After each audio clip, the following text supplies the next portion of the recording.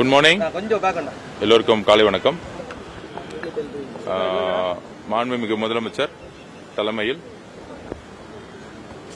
சிறப்பான அமைச்சரவை உடன் எங்களுடைய பணியை செய்ய ஆரம்பிச்சிருக்கோம். மாண்புமிகு முதலமைச்சருடைய வழிகாட்டுதலின் பேரில் விளையாட்டுத்துறை அமைச்சர் என்கின்ற முறையை விட அடிப்படையில் இந்த நேரு ஸ்டேடியத்தில் இதே எஸ்டிஐடியில் ஒரு ஸ்போர்ட்ஸ் ஹாஸ்டலில் ஒரு ஸ்டூடெண்டாக இருந்த ஒரு பிளேயர் நான். ஸோ அதனால் இதுதான் என்னுடைய வீடு.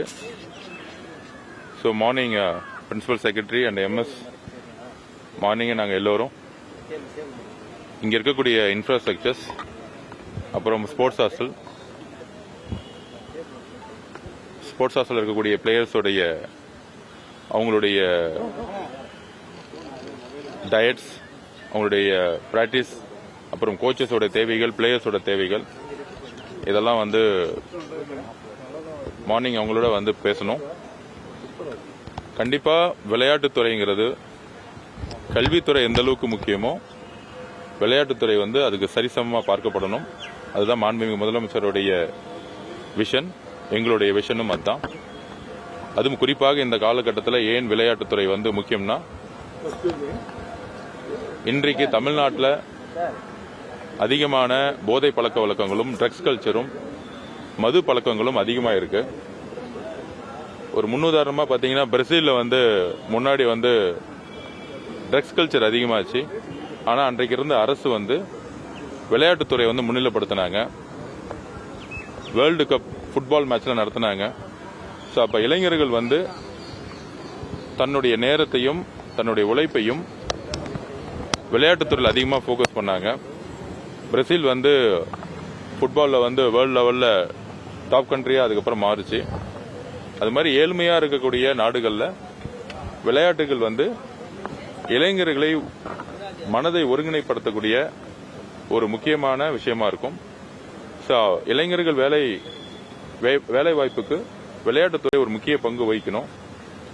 ஸோ அதனால ஸ்கூல்ஸ்ல இருந்தே ஸ்போர்ட்ஸை எந்த அளவுக்கு எஜுகேஷனோ அதுக்கு ஈக்குவலாக கொண்டு வரணும். விளையாட்டு வீரர்களுக்கு, வீராங்கனைகளுக்கு ஸ்கூல்ஸ்ல இருந்தே அவர்களுக்கு தேவையான இன்டர்நேஷனல் ஸ்டாண்டர்ட் லெவல், அதாவது முன்னாடி நம்ம ஸ்கூல் கேம்ஸ் ஃபோக்கஸ் பண்ணியிருப்போம், நேஷனல்ஸ் ஃபோக்கஸ் பண்ணியிருப்போம். ஆனால் நம்மளுடைய ஸ்கூல் எஜுகேஷன் டிபார்ட்மெண்ட் பொறுத்த வரைக்கும் இன்டர்நேஷனல் லெவலில் ஒலிம்பிக் மெடல் எப்படி நம்ம வெற்றி பெறணுங்கிற ஒரு எஜுகேஷன்ஸ் கிடையாது, ஒரு அவேர்னஸ் கிடையாது. நம்மளுடைய குறிக்கோள் ஒரு பெரிய குறிக்கோள் இருந்தால் தான் வெற்றி பெற முடியும். அமெரிக்கா, ரஷ்யா எல்லாம் பார்த்தீங்கன்னா 10 வயசுலேயே 8 வயசுலேயே ஒலிம்பிக்ஸ்க்கான ஒரு டார்கெட்டை பிக்ஸ் பண்ணிடுவாங்க. ஆனால் நம்மளுடைய ஸ்போர்ட்ஸ்மேன்ஸ்க்கு ஒலிம்பிக்ஸை பற்றி இன்னும் ஒரு எஜுகேஷன் சரியா இல்லை. அது எப்படி பங்கு பெறணுங்கிறது தெரியல. இன்னும் ஸ்கூல் கேம்ஸ், நேஷனல் கேம்ஸ் இந்த லெவலில் தான் நம்மளுடைய டார்கெட்டை வச்சுட்டு இருக்கோம்.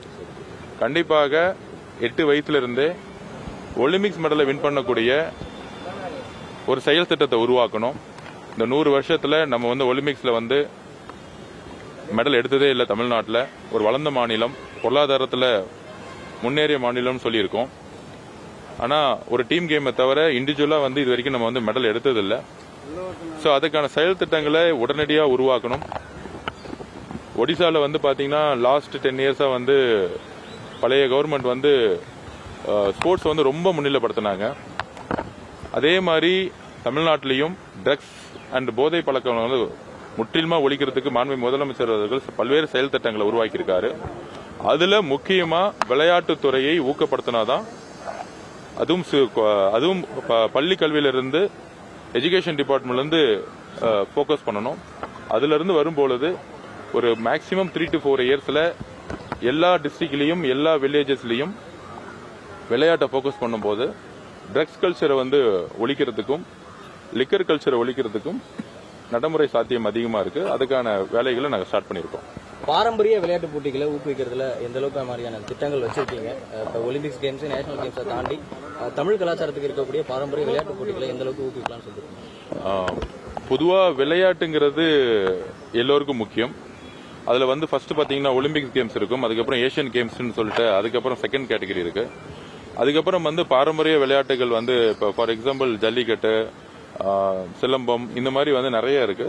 ஸோ எல்லாத்தையுமே என்கரேஜ் பண்றதுக்கான செயல் திட்டங்களை வந்து உருவாக்குறோம். மாண்புமிகு முதலமைச்சர்கிட்டையும் அதுக்கான டிஸ்கஷன்ஸ் வந்து போயிட்டு இருக்கு. கண்டிப்பாக விளையாடணும், எல்லாரும் விளையாடணும். ஒரு தமிழ்நாடு வந்து ஒரு ஃபிட்டஸ்ட் ஸ்டேட்டா மாறணும். லிக்கர் கன்சப்ஷன் அதிகமாகி இன்னைக்கு அதிகமான ஹாஸ்பிட்டல்ல பாத்தீங்கன்னா அதுக்கான பிரச்சனைகள் தான் அதிகமா இருக்கு. கிட்டத்தட்ட 60,000 கோடி நோக்கி போயிட்டு இருக்கு. சோ இதை வந்து நம்ம வந்து ரீஹாப் சென்டர்ஸ் வந்து நம்ம திறக்கிறதுங்கிறது ஒரு வழிமுறையா இருக்கலாம். ஆனா இன்னைக்கு ஒரு 10 வயசு குழந்தைங்கள இருந்து ஸ்போர்ட்ஸை வந்து நம்ம வந்து அறிமுகப்படுத்தி அவங்கள வந்து எஜுகேஷனோட சேர்த்து கொடுக்கும் பொழுது அவங்களுக்கு வந்து ஒரு ஸ்ட்ரெஸ் வந்து குறையும். சோ அதுக்கான பணிகளை நாங்கள் செய்வோம். கண்டிப்பா பாரம்பரியமான எல்லாத்தையும் நம்ம வந்து போக்கஸ் பண்ணுவோம்.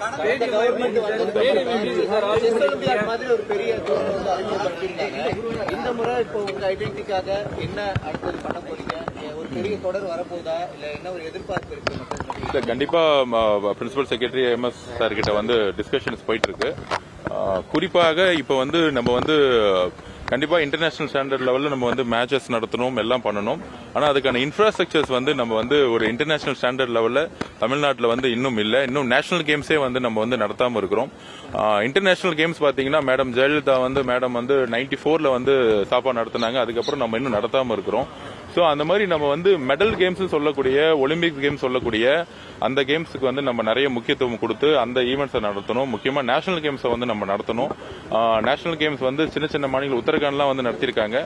கண்டிப்பாக ஒன்றியரசோட சேர்ந்து பேசுவோம். மாண்புமிகு முதலமைச்சர்கிட்ட பேசிட்டு இன்ஃப்ராஸ்ட்ரக்சரை ஸ்போர்ட்ஸ் சிட்டியோட ஒர்க்கை வந்து நாங்கள் போக்கஸ் பண்ண போறோம்.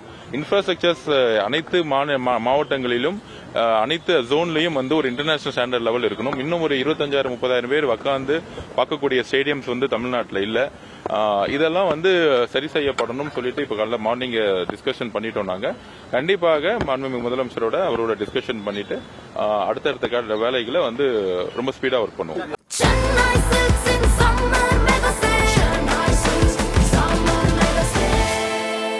The Chennai Silks in Mega Summer Sale.